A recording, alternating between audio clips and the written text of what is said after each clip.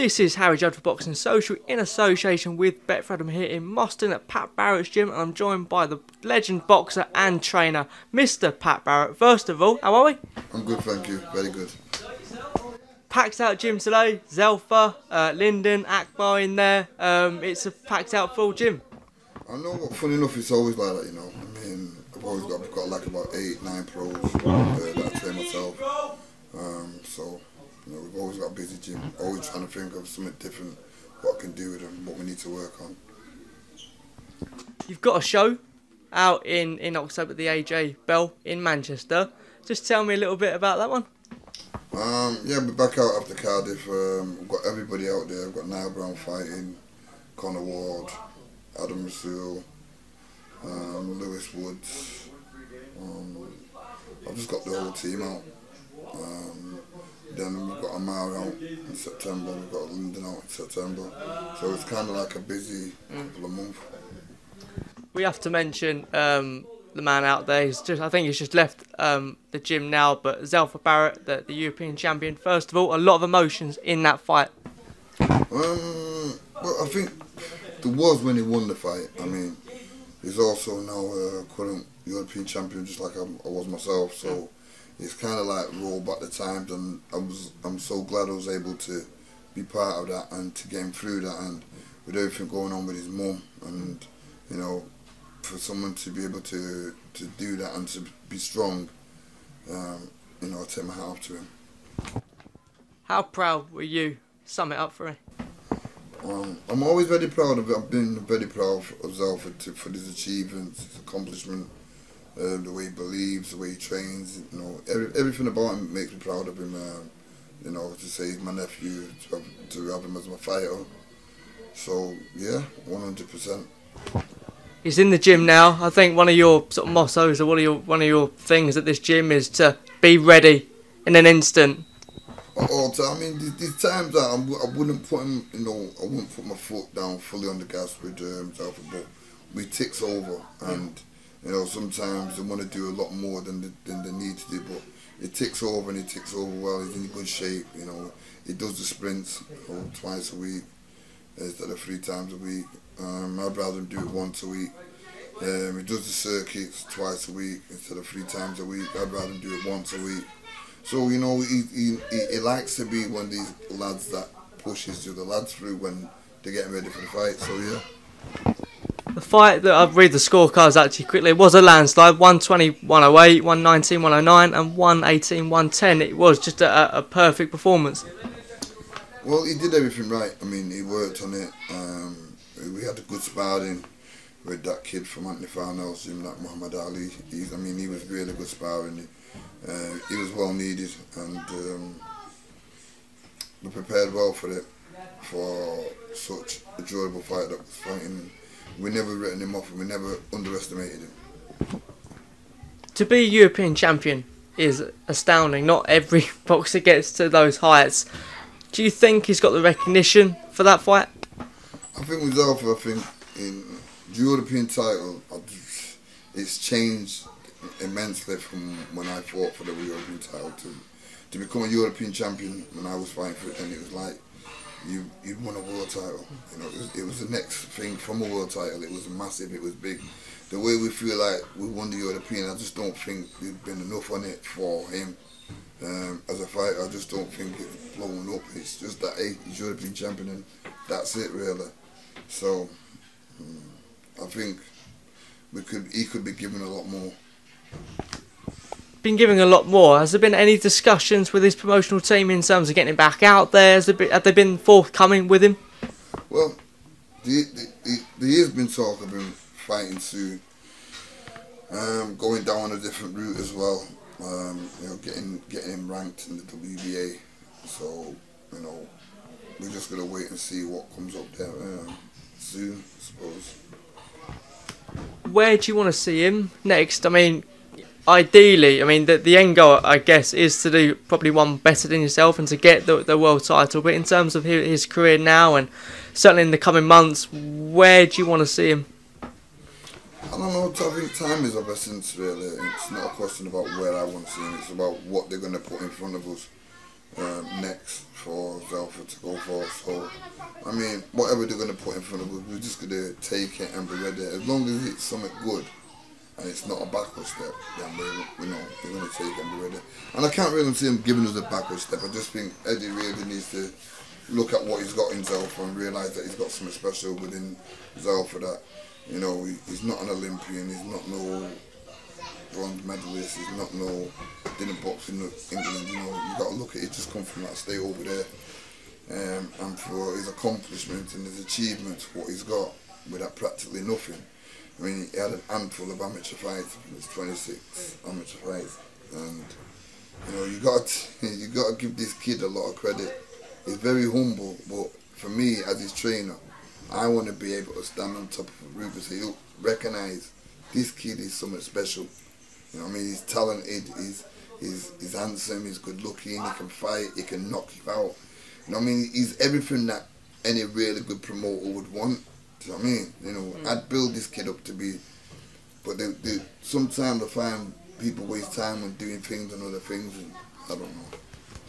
When's the last time you spoke to Eddie about Zelfa? I don't speak to Eddie. Steve Wood speaks to him. I just do the work in the gym and I speak with Steve Woods and talk from a distance. But like I said, I would like him to headline a show in Manchester, because you can't be as good as Zelfa and not be in the main event. Yeah. I don't get it. You know, these are the promises you make. You know, at least give him a show in Manchester where he at least co-event it with someone big. I mean, you know, don't just keep putting them on these title fights. And, you know what I mean? It's about respect. You have to earn it. And if you've never headlined a show, then how can you say you're a good fighter? You have helped to build Zelfa up. I was speaking to Zelfa last week, and he mentioned fighting on all your shows back in a few years ago, and coming up the hard way, like you said, not through the GB system. You know, he did box at national championships, unfortunately lost in the quarterfinals of his national ABAs, but do you think that not going through that regular path, he's now got a nutrition, which is probably quite late, I'd say, for a boxer. Some boxers have that years prior, so he's now catching up in that way. Do you think that not going through that GB system, coming through the hard way, makes him a better fighter, do you think? I don't know, I can't really say that. I mean, it's not a question. What it does, if you're a GB fighter, it gives you a better start in life. That's what it gives you. Yeah. So, you know, I don't want to make it like I'm having to go at GB kids. And if Zelfa could have been a GB kid, I wouldn't have minded. I would have said anything different. But I also know what I know, and that's why I built Zelfa's career the way my career was built. The difference is, I never said to Zelfa, you're going to have to be a journeyman. But what I did say, if you start at the bottom, we can get you a lot of fights. And if you make any mistakes at the bottom, no one doesn't see you make them mistakes. You get knocked down. It doesn't get mentioned when you fight on TV. So I mean, so all these things, you can work through them all and get to the top. And what I did, Zelfa's first year of being a pro, he had 8 fights. His second year of being a pro, he had 6 fights. So I was able to keep Zelfa very busy with putting my own shows on, and including Steve Woods getting him on a Sky date when he boxed on a Sky show, and he also boxed on Box Nation as well. So he got that little bit of exposure. So people got to see him fighting on TV and said, wow, this kid's going to go far. And I knew he was, because I did it the way Brian Hughes showed me how to build a fighter up. And in this game today, there's some of these things that are lacking, how to build fighters up. You know what I mean? They don't do it the old-fashioned way no more. It's gone. A man who's just at the other side of this door is Lyndon Arthur, now signed with Wasserman. Yeah, just take me through the decision behind that one. To be quite honest with you, we could have gone with the boxer on Sky, but they was looking straight away too much for giving him one. In fact, they weren't even wanting to give him one fight really, and then it was about getting him out there, and it was about Benedice, you know, fighting Benedice, and you know what I'm saying. But look, I says we can do all this stuff, but I think you want somebody who's going to admire you, appreciate you, and build you up to the point and get you back.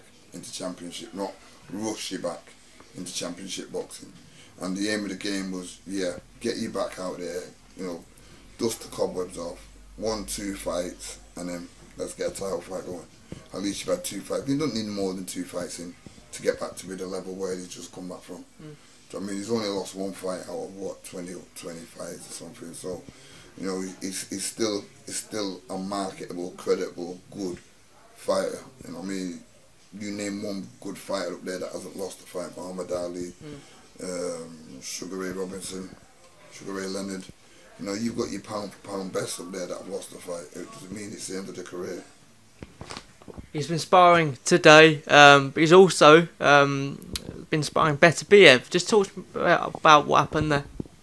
I think Lyndon's going to be the best man to tell you about what happened because I wasn't there. But speaking with Lyndon, it was good technical sparring. It was good learning sparring. It's a good experience for him to go out there. And he just said, yeah, he does hit hard. That's what he did say. But he says, you know, Lyndon, one thing I do teach in this gym is to be a good defensive fighter one way or another. And because he wasn't standing there to get hit, he was boxing with his movements and his defence. It made it very difficult for him. And this is the conversation that we did have, what he did tell me. But he'd be the better one to tell you about that because I wasn't there. It is 1-1 between Judd and Lyndon. Is there any chance we could see the third fight? So you know what? Anything can happen in boxing. This is boxing, isn't it? I mean, look, Lyndon's just got to get back winning, yeah. And Judd's got to stay where he is. And you can never say why not. I mean, I think it's a fight that we'd all like to see again. But if it happens, it happens. If it doesn't, there's always different paths. So I mean, it's not something that I'm saying, oh, I want Judd. I mean, look, Judd beat Lyndon fair and square. I thought Lyndon beat Judd fair and square. And that's boxing. Yeah. And I knew that Judd was going to come back because he had everything to lose and also everything to gain. Yeah. Because if he would have got beat up Lyndon that time, where was his career have gone then? So no matter what, he needed to stay. With Lyndon, he's lost his first loss, and he can rebuild off that loss. So either fighter can you know do really well, and I think Lyndon can keeps winning, gets himself back into championship mode. Anything can happen. What was the fallout like in terms of? Did you think that Judd was treated better than Lyndon? I guess Judd's arguably is BT Sport and Frank Warren's man. Did you think that Lyndon was sort of left out a little bit? You know what? It's boxing. I won't bitch on about anything. What anything is. I mean, like I said, I like Frank Warren. I have a lot of respect for him. I've got a lot of respect for Frank Warren.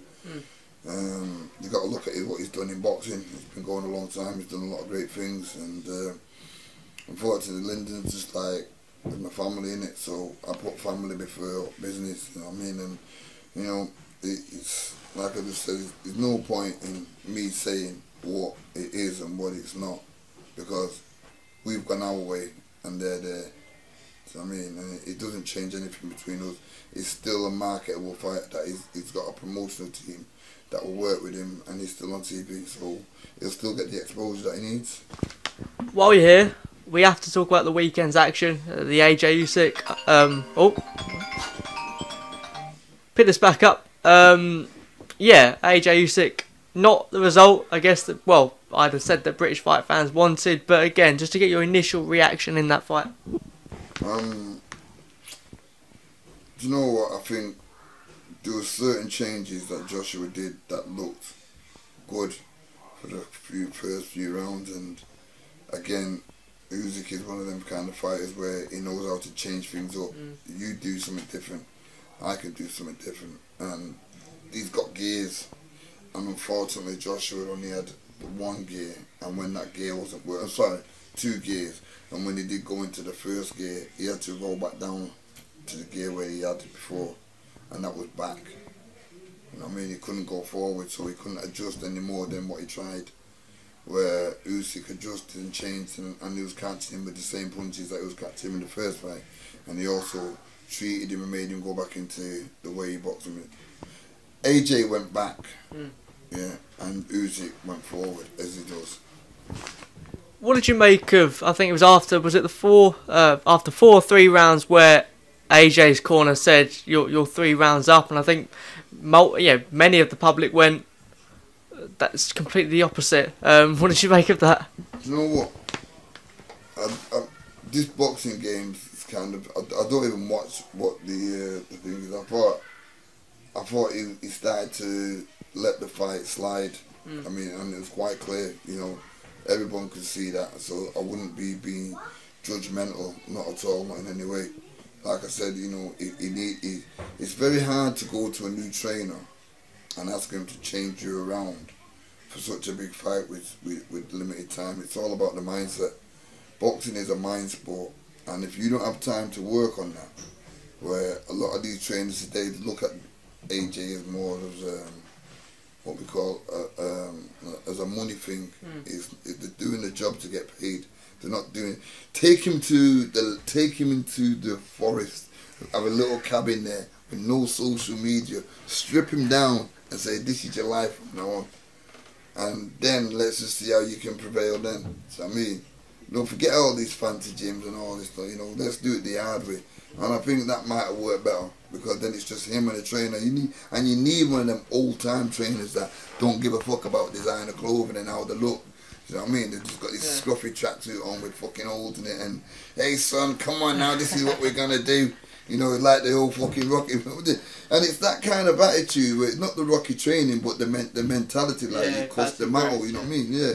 What's all about, I've got a big 6'3" guy, right, I'm gonna get you boxing. And that's what someone like Emmanuel Stewart would have done. They would have got him boxing, they would have got him using what his advantages to benefit him. His size, his height, everything else that he would have had behind that jab, walking him down, you know. So leading me on to that, because the after fight was really interesting. Again, like you said, it's hard for us to comment, hard for us to be judgmental. There was a lot of emotions in that. But you mentioned the word pressure. Do you think that got to him in the end?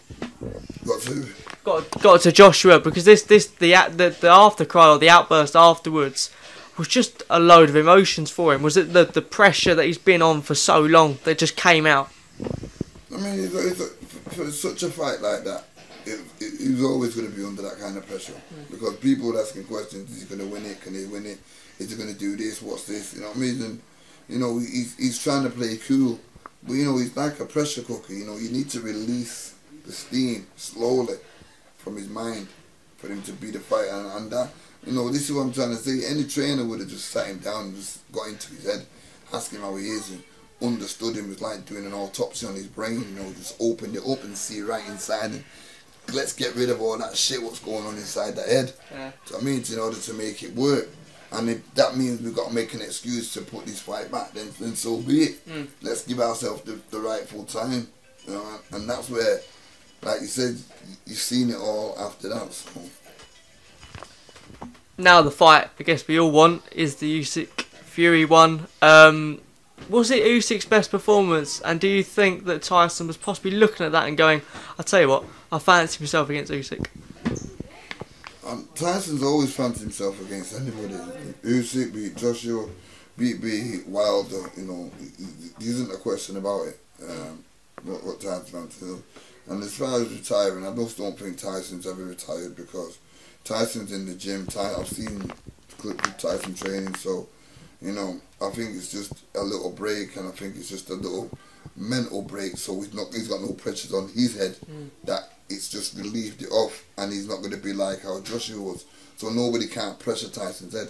So I mean about the fight, now he can say, I'll make a comeback. Because whatever he said at the time, that he'd retired, he had retired. And even if it's only for fucking 6 months, he's retired. Do you know what I mean? But now he can just come back and do what he wants to do at any time. And that's the way boxing is. You don't let boxing control you. You control what you want to do in the sport.